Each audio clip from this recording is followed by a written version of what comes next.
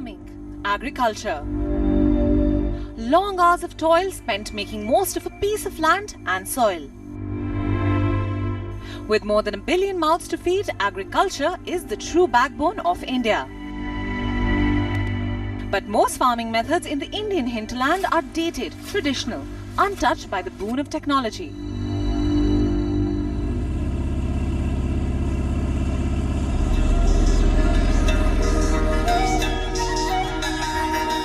But one venture is trying to change just that.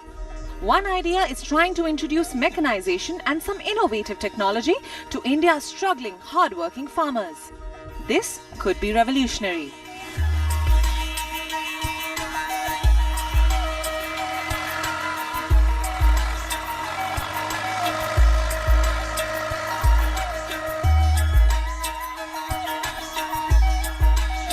Agriculture. It's the backbone of India. It's also a space with a ton of potential for startups.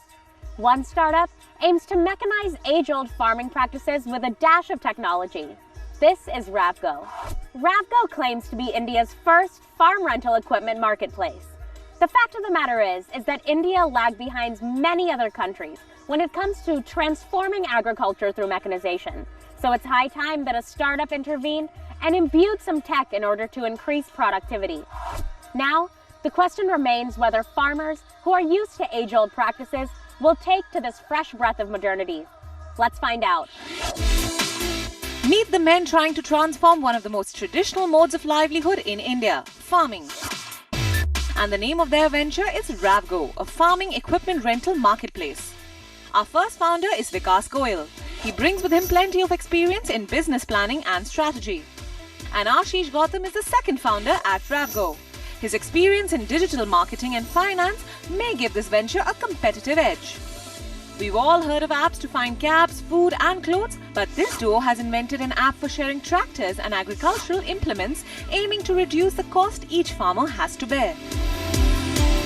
But in a country where awareness about high-tech farming equipment is still negligible in remote areas, will this venture find acceptance? So we are trying to build a platform where the knowledge transforms from one area to other area. People should know about these things. People who are already owning those equipments, okay, they rent out to people who don't own. For a tractor owner, his utilization increases. Okay, his non-farming income increases. Okay, that's what RAVGO is, and that's what RAVGO's objective is.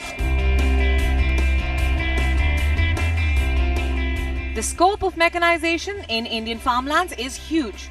After all, agriculture is a source of sustenance for billions of Indians.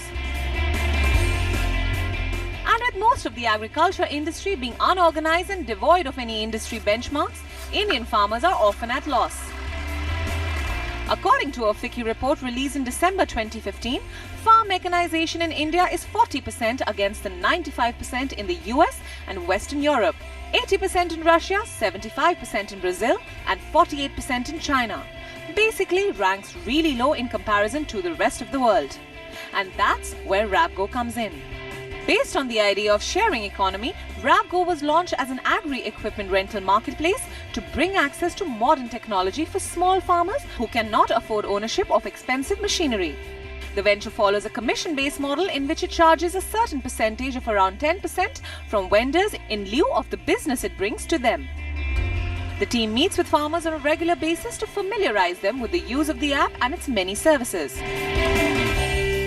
Most are focusing on the urban areas only, okay? Like Uber is solving a city problem, but we have a large rural population also, and 70% of people in rural are dependent on agriculture.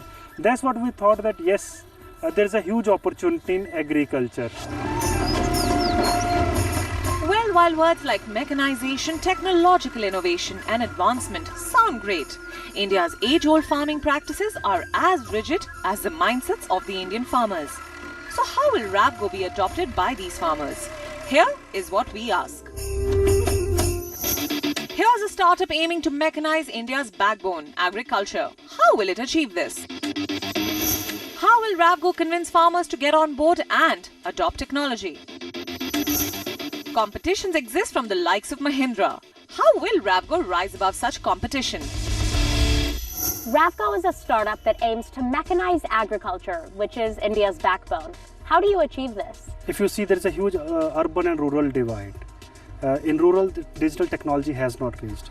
What we have taken the aim is to digitize this rural and agriculture technology so that people can get benefit and go to next level. How do you convince the farmers to get on board and adopt technology? There is a myth that farmers don't use the internet. Okay, we have all done a pilot or a beta launch where we see that 40 to 50% farmers are using WhatsApp or Facebook. Okay, but they don't know what to do next. Okay, our objective is to provide them economic driver through technology. Okay, so that they can get connected with technology which gives them benefit. RAVGO has competition in the likes of Mahindra, which is a titan. How do you plan to go up against companies like this? We see them as a collaborator. Okay, Mahindra, Sonalika, John Deere, they're large organizations which they have done a great work in whole agriculture sector. Okay, we are a startup and we have just started and we seek collaboration from these organizations. It was so interesting to meet the founder of RAVGO because whereas so many startup founders will look at technology and then ask how to innovate on that technology, he's looking at something that is so utterly old school and found a way to mechanize that. But at the same time, their reach and their target audience is more scattered than, say, a lot of the startups that we meet. After all, their target audience is in the cities and farmers are all over India. Now, their target base at the end of the day is huge though, if they can reach it. And that'll take farmers being on the internet and trusting RAVGO, which is a challenge. Let's see what happens. Anyway, that's my take on RAVGO. Let's hear what the mentors have to say about this.